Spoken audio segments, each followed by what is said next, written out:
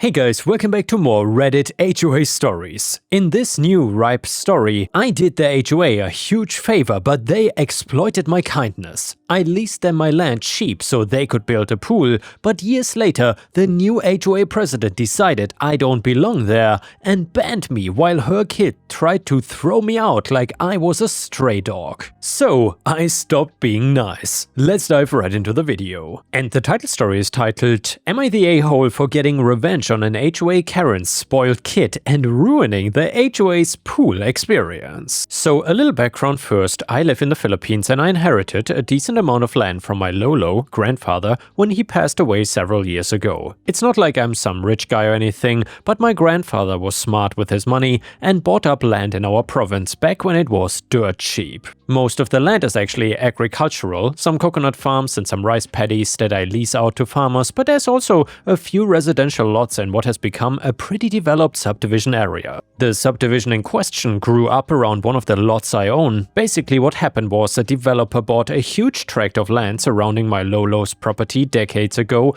and built a gated community. My grandpa refused to sell because he's stubborn. I inherited that trait apparently, and so his lot ended up being this weird little island in the middle of an otherwise uniform subdivision.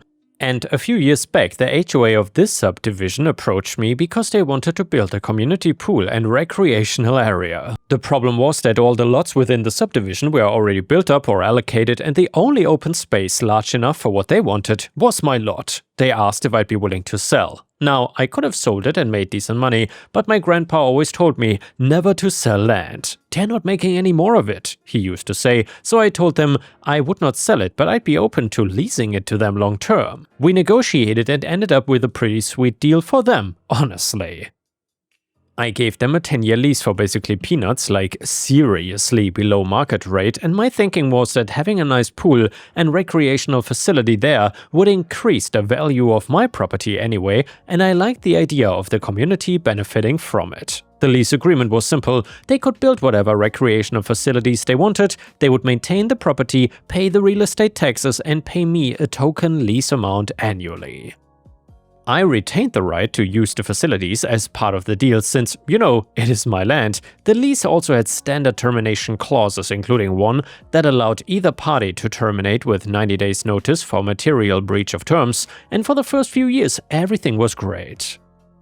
The HOA built a really nice pool, a small clubhouse, some covered picnic areas, and a little playground. I would go there maybe once or twice a month, usually on weekday mornings when it was not too crowded.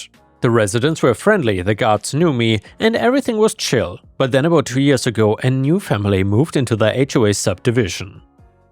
The mom immediately got involved in the HOA and within about 6 months had somehow maneuvered herself into the position of HOA president. I'll call her Karen because, well, she earned that name several times over. The first time I encountered Karen was at a HOA meeting I attended. I got invited to these meetings as a stakeholder, even though I was not technically an HOA member. Since I didn't live there, I mostly did not go because, they were boring, but this particular meeting was about potentially expanding the recreational facilities, and I wanted to hear what they were planning since it was my land. Karen had apparently not been briefed on who I was or the history of the property. About 10 minutes into the meeting, she interrupted someone talking about landscaping costs to point at me and ask who I was and why I was there. The previous HOA president, a nice older guy named Mang Tony, tried to explain that I was the landowner, but Karen quickly cut him off and said something about how non-members should not be at member meetings. Mang Tony looked embarrassed and tried again to explain, but Karen was already moving on to the next agenda item.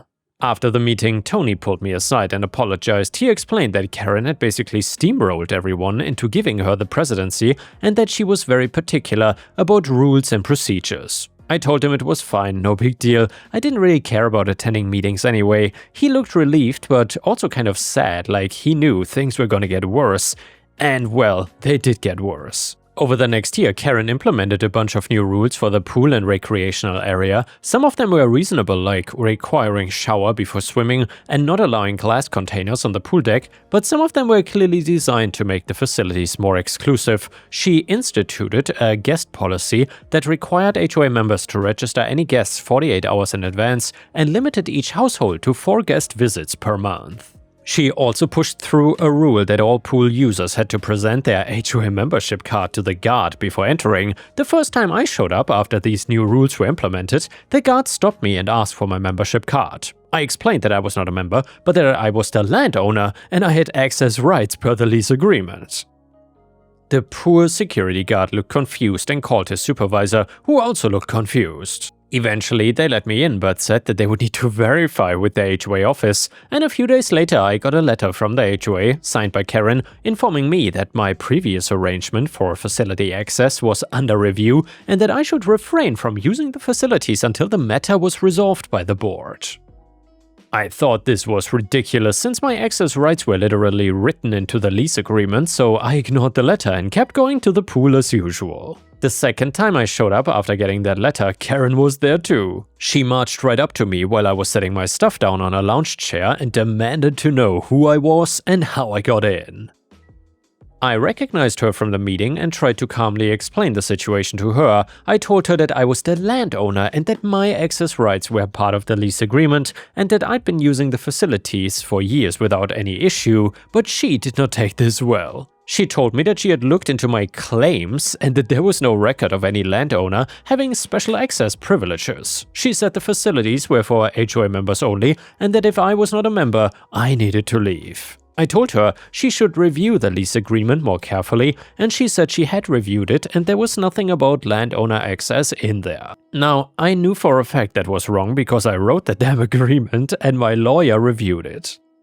Article 7, Section 3 specifically stated that the lessor, aka me, retained the right to reasonable personal use of any facilities constructed on the leased property. It was not ambiguous in any way, but I did not have a copy on me and Karen clearly was not interested in having a reasonable discussion, so I just said I would have my lawyer send over a copy and then left. My lawyer sent a certified letter to the HOA with a highlighted copy of the relevant lease provisions. I figured that would be the end of it. However, it was not the end of it. Karen responded with her own letter claiming that the lease provisions only applied to the original lessor and that since my grandfather was deceased, the access rights did not transfer to me as the heir. This was insane legal reasoning that made absolutely no sense, but Karen seemed to genuinely believe it.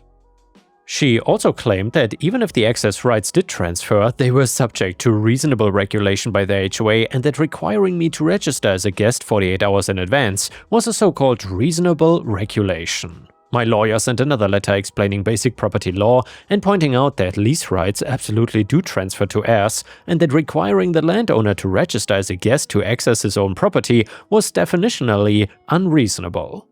Karen responded by saying the matter was now with the HOA's legal counsel and that I should refrain from using the facilities until it was all resolved. At this point, I was annoyed but not really angry. I had plenty of other things to do and the pool was not that important to me. I figured I would let the lawyers sort it out and eventually Karen would have to back down because she was clearly wrong on the law. But then I met Karen's son. I decided to go to the pool one Saturday afternoon because it was hot and I was tired of waiting for lawyers to exchange letters, but when I got to the guard, I showed him a copy of the lease agreement with the relevant section highlighted and explained that this gave me access rights regardless of what Karen had said. The guard was clearly uncomfortable, but he let me in. I think he was tired of being caught in the middle of this stupid dispute. The pool area was pretty crowded since it was a weekend and I found an empty lounge chair in a corner and was just settling in when I noticed a group of teenagers near the pool making a lot of noise. One of them in particular was acting like he owned the place, splashing people who clearly didn't want to be splashed and generally being obnoxious. He looked to be about 16 or 17. I ignored them and went to take a dip in the pool. I was doing laps when the obnoxious kid decided to do a cannonball right next to me, completely soaking me and breaking my rhythm. I gave him a look but didn't say anything. I mean, I'm not gonna start a confrontation with a teenager over a cannonball, but then he did it again and again.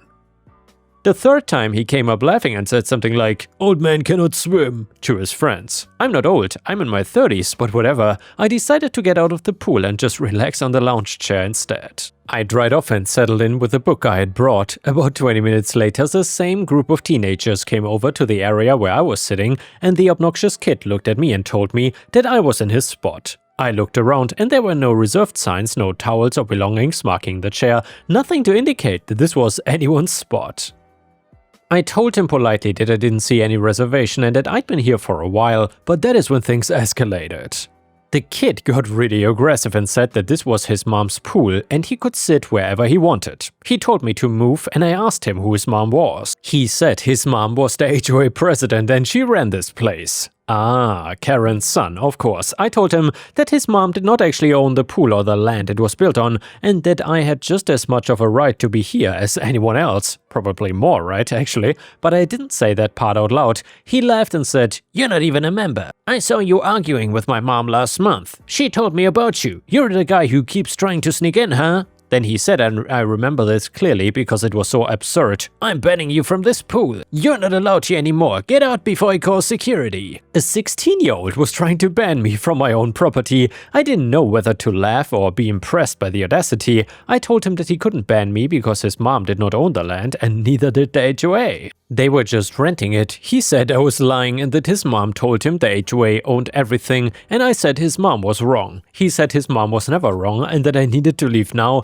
before he made me leave. At this point, a few other adults around the pool were watching this. None of them intervened, which I found interesting, and either they agreed with this kid or they were too afraid of Karen to say anything. The kid then actually called security. The security guard came over looking extremely uncomfortable with all of this, and the kid demanded that the guard remove this trespasser. The guard looked at me apologetically and said that according to his instructions from management, I was not supposed to be using the facilities. I told him I understood his position, but that I was not gonna leave because I had legal access rights. The kid started yelling about how I was trespassing and how his mom was gonna sue me. Then he pulled out his phone and called his mom. Karen showed up about 15 minutes later and she came storming into the pool area and made a beeline for where I was still sitting on the lounge chair. The kid was standing nearby with his arms crossed looking smug, and Karen told me that she had warned me multiple times not to use the facilities until the so-called legal dispute was resolved. She said my presence was causing a disturbance and that I needed to leave immediately. I told her there was no legal dispute, the lease was clear. And she was just refusing to accept what it said. She said she was calling the cops to have me removed for trespassing. I said she was welcome to call the police, but that they would tell her the same thing I was telling her. You cannot trespass on your own property. But then she actually did call the police. While we waited for them to arrive, her son continued making comments about how I was gonna be arrested and how he could not wait to see me in handcuffs. Some of the other pool users quietly gathered their things and left. The atmosphere was really uncomfortable. The police arrived about 30 minutes later. 2 officers came in and Karen immediately started telling them about how I was trespassing and harassing her family and refusing to leave the place. The officers asked for my side of the story, and I explained the situation calmly and showed them a copy of the lease agreement and the relevant provisions about my access rights. The officers looked at the documents, looked at each other, and then one of them told Karen that this appeared to be a civil matter, not a criminal matter, and he said that based on the documentation I had provided, I appeared to have a legitimate claim to be on the property and that they couldn't remove me for trespassing. He suggested that Karen consult with a lawyer and resolve the dispute through proper legal channels. But Karen was furious now. She started arguing with the police, saying they were not doing their job and that I was clearly a trespasser. One of the officers told her pretty firmly that unless she had evidence that the documentation I provided was fraudulent, there was nothing they could do.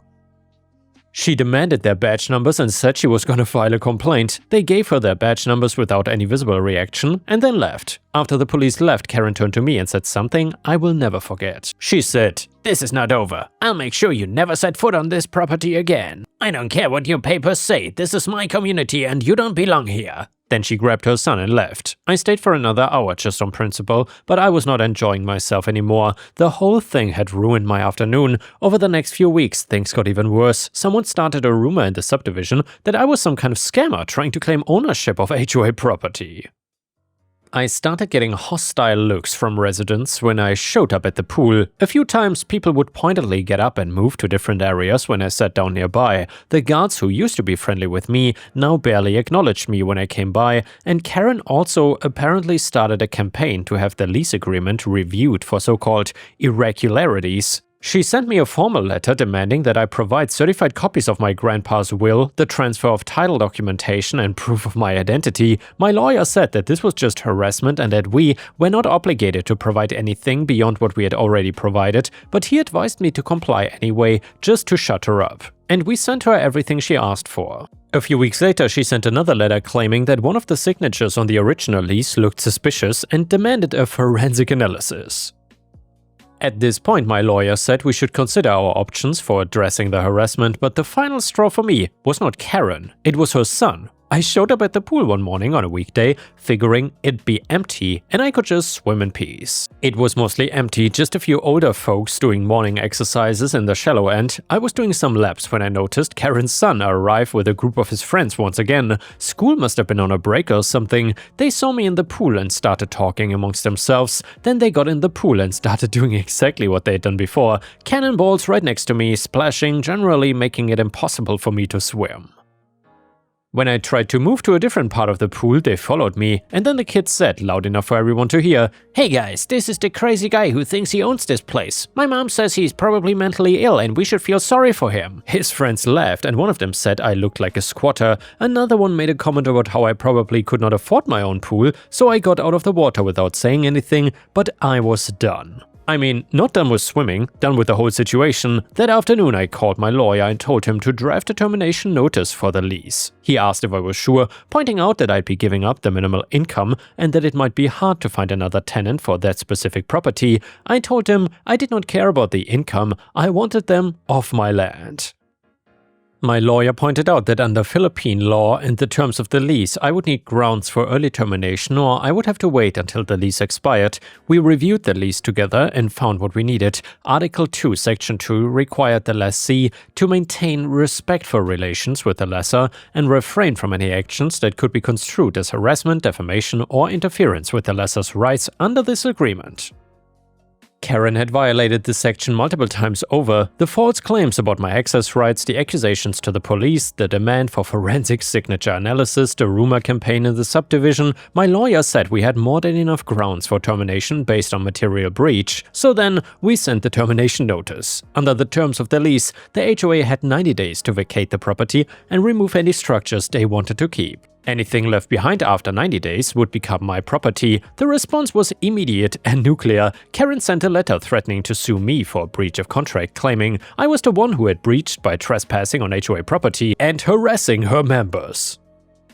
She also threatened to report me to various government agencies for so-called fraudulent land claims and tax evasion. My lawyer responded with a detailed letter laying out every violation of Article 2, Section 2 with dates and documentation. He also noted that filing false reports with government agencies could constitute malicious prosecution, which is actionable under Philippine law as well. The HOA board, apparently realizing that Karen had gotten them into serious trouble, called an emergency meeting.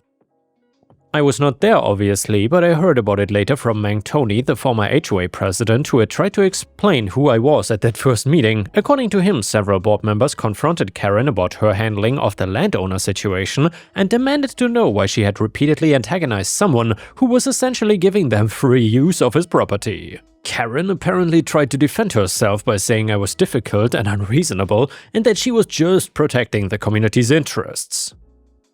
But when the board members saw the documentation of everything she had done, including the police report, the forensic signature demand, they were not sympathetic. The board voted to send me a formal apology letter and asked if I would reconsider the termination.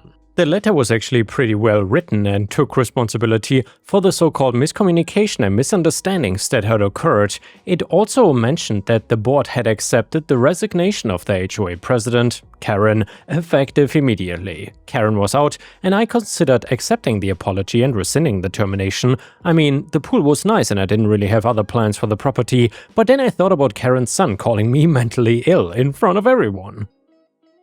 I thought about the months of harassment and the hostile looks and the residents who were too afraid to stand up to her. And I realized that even with Karen being gone, I would never feel comfortable to go there again. I told them the termination would stand and the 90 days were chaotic for the subdivision. The HOA had to figure out what to do with all the facilities. I mean, they couldn't move the pool obviously, but they removed all the furniture, the playground equipment and everything from the clubhouse. They also had to notify all the residents that the recreational facilities would be closing. I heard through Mang Tony that many residents were furious at Karen for causing this mess, and several families had specifically chosen to buy in that subdivision because of the pool and the recreational facilities. And now, those facilities were going away because Karen couldn't stop herself from antagonizing the one person who could take them away.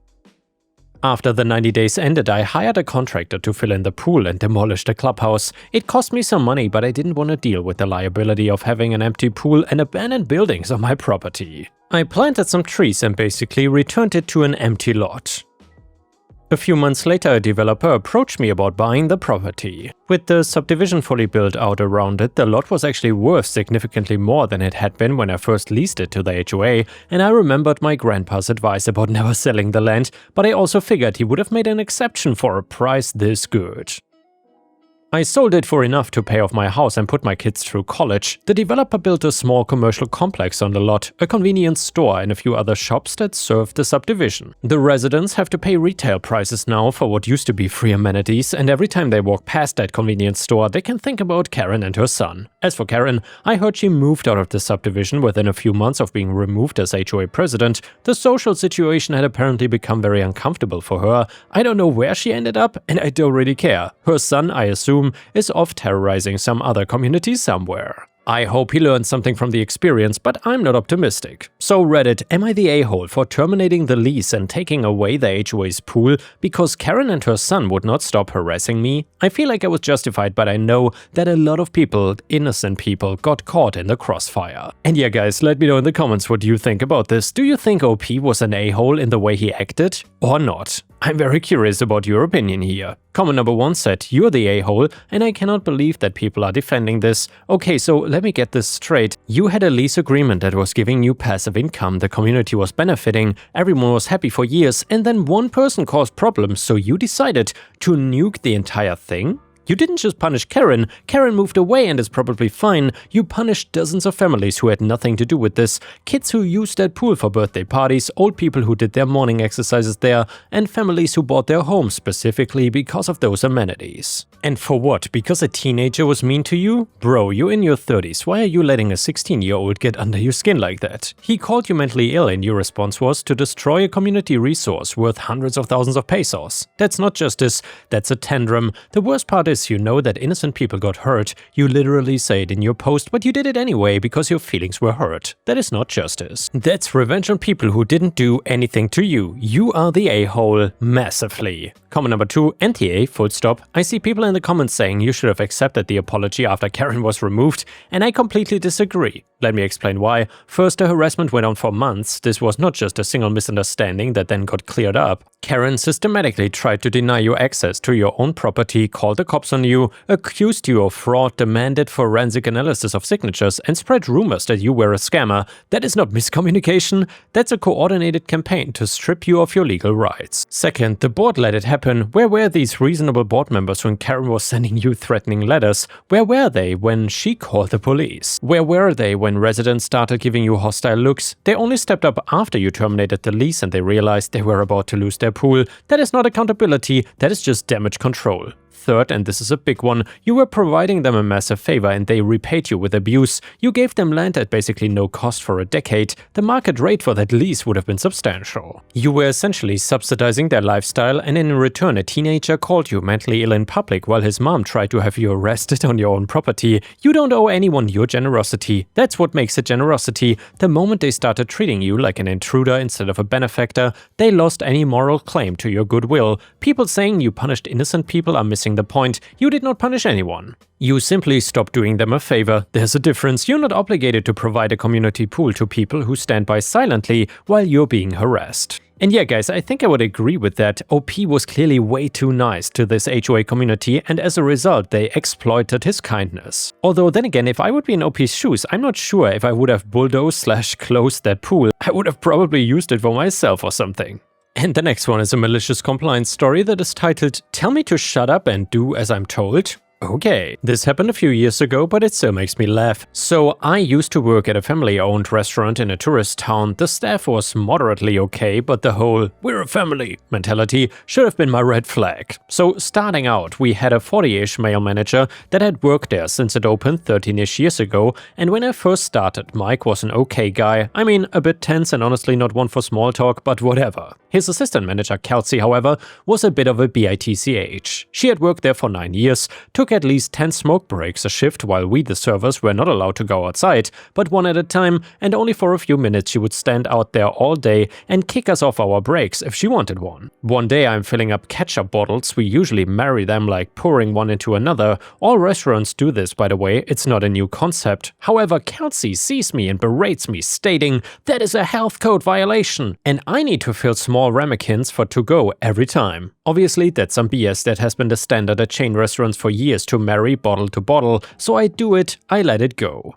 The next day I see my coworker marrying bottles and I mentioned what Kelsey said to me, and Mike overheard and said, "I should shut up and do what my manager tells me, even if it's different from others." So in essence, my coworker can marry bottles, but I have to waste extra time to fill tiny ramekins? Bet. So that night I have my coworkers bring me everything: ketchup, mustard, mayonnaise, A1 sauce, barbecue, everything, and I filled an entire metal tub full of sauces, no labels, just 100 plus ramekins of random crap with a note that said, "Just do as you're told." I quit the next day, and I heard later that they found it and most of it went bad, and Mike was absolutely pissed but could not do anything. Also, side note, my favorite day working there was when Mike threatened to fire Kelsey for taking too long to poop and she cried outside chain-smoking cigarettes. And yeah guys, thanks for watching the malicious compliance stories, and I will see you again tomorrow.